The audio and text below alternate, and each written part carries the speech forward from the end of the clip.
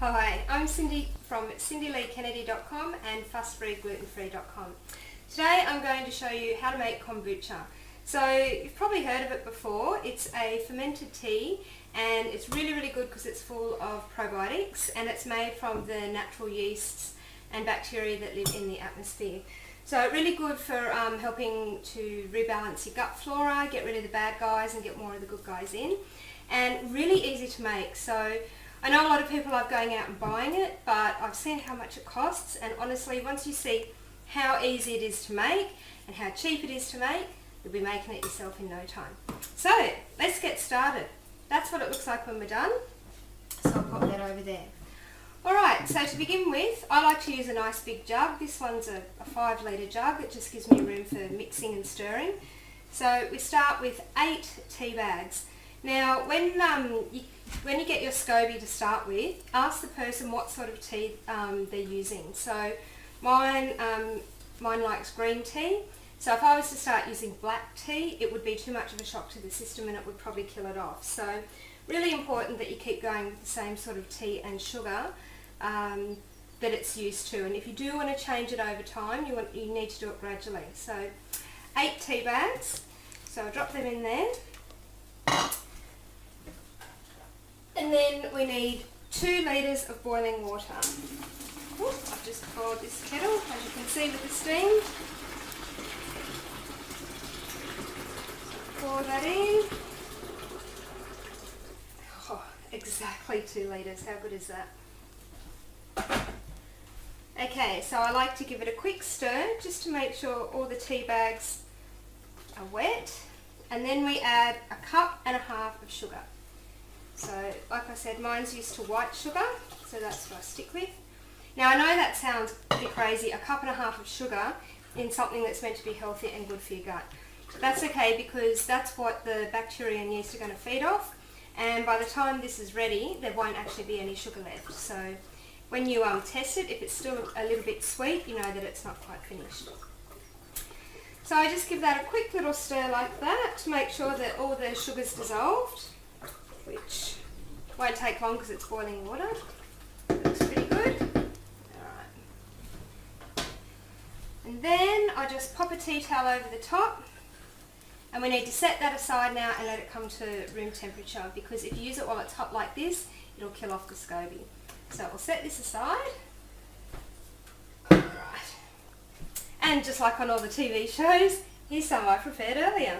So let's get started in making the actual kombucha. So I like to use a big glass jar. You can't use metal because if the SCOBY sits with metal for a while, it'll kill the SCOBY off. So I like to use glass. I'm not really a fan of plastic just because I worry that the acidic nature of the kombucha could leach chemicals out of the plastic. So I just use one of these big glass drink dispensers. It's a great use for ones if the tap's broken or if you've lost the lid, because you don't need any of those. So to start with, you need a SCOBY. So this is what the SCOBY looks like. Some people call them a mushroom because you can see it kind of looks like a giant mushroom or a pancake. Kind of cool little creatures really. So it's called a SCOBY, which is SCOBY, and that stands for a symbiotic colony of bacteria and yeast. So you do need one of these to get it started. So if you don't know anyone who has one, hop on the internet and you're bound to find someone in your local area. If you're in Australia, you can email me and I'll send one out to you. So we pop our SCOBY into our nice clean jar. So just like any kind of home brewing, you want to make sure that everything is really nice and clean. So we pop that in there like that, and we'll just add the liquid. Alright, and then you also need about 1 cup or 2 of starter liquid. So I've just kept this from the previous batch, and we pour it in like that. So far we've got the SCOBY and we've got the starter liquid. So you could actually go to your health food shop if they sell kombucha and get an unflavoured one and have a look in the bottle, and if there's kind of little floaties in there, that's the start of a new SCOBY. So just tip the whole bottle in and use that as your starter and a SCOBY will form. And the really cool thing is they actually grow to the shape of the container. So if this was like a square jar, I'd have a square SCOBY, so kind of cool. And as they grow, layers all kind of lift off and they have babies, and that's how you can share them. Right, anyway, enough of that. So next, here we've got the cooled to room temperature tea that I made earlier.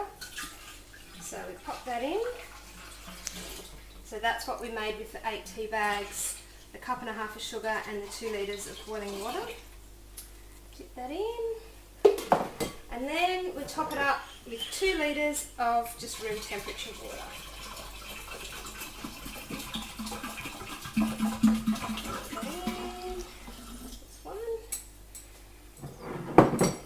Now I use filtered water. We live out in the country and we're on tank water, so there's no chlorine or fluoride in this water. This is just pure rainwater that I filtered. If you're in the city and your water is chlorinated and fluoridated, I would definitely be filtering it to try and get rid of those, or use bought water, because the chlorine is not going to make for a happy SCOBY. Anyway, that's it. I mean, really, how easy is that? So now, we just cover it. You don't want to put a lid on because it needs to breathe, because the SCOBY is a living organism. So we just pop a cloth over the top like that, just to stop flies and dust and that sort of thing going in. And this is just a nice thin sort of cloth like that lets the air through but nothing else. You could even use like nut milk bags, that sort of thing. And then I just put a band over the top. I'm not too clumsy to hold it in place, and that's it. So we let that sit for, depends on the time of year. When the weather's warmer, this is going to brew a lot quicker, but when it's cooler, like we're in winter now, takes a bit longer. So in summer, anywhere from a week onwards.